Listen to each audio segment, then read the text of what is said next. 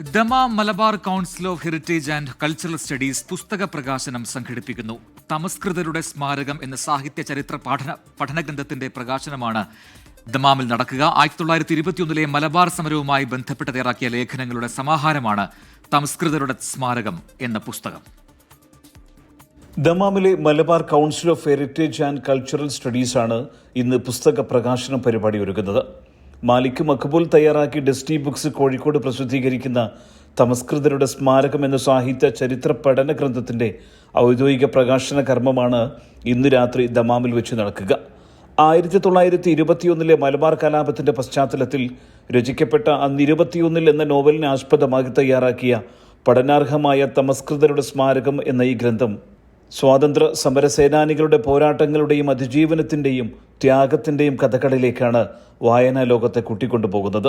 British അധിനിവേശത്തിനും ജന്മിത്തത്വത്തിനുമെതിരെ മലബാറിലെ മാപ്പിളമാർ നടത്തിയ തീരോദാത്തമായ പോരാട്ടത്തെ വളരെ കൃത്യമായി ചൂണ്ടിക്കാട്ടുന്നതാണ് തമസ്കൃതരുടെ സ്മാരകം എന്ന പുസ്തകമെന്ന് ദമാമിലെ Malabar council of heritage and cultural studies ഭാരവാഹികൾ പറഞ്ഞു. വിസ്മൃതിയിലാണ്ടുപോയ ഒരു ജനതയുടെ പോരാട്ടങ്ങളുടെയും അതിജീവനത്തിൻ്റെയും ഇന്നലകളിലേക്ക് വിരൽ ചൂണ്ടുന്ന ഈ പുസ്തകം സമരത്തെ അറിയാനും കൂടുതൽ പഠിക്കാനും വായനക്കാരെ പ്രേരിപ്പിക്കും.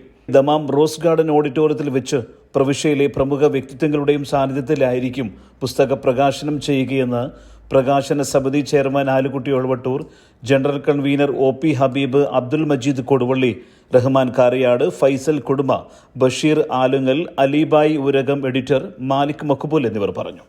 സുബൈറുദ്ദീൻ, 24 ദമാം.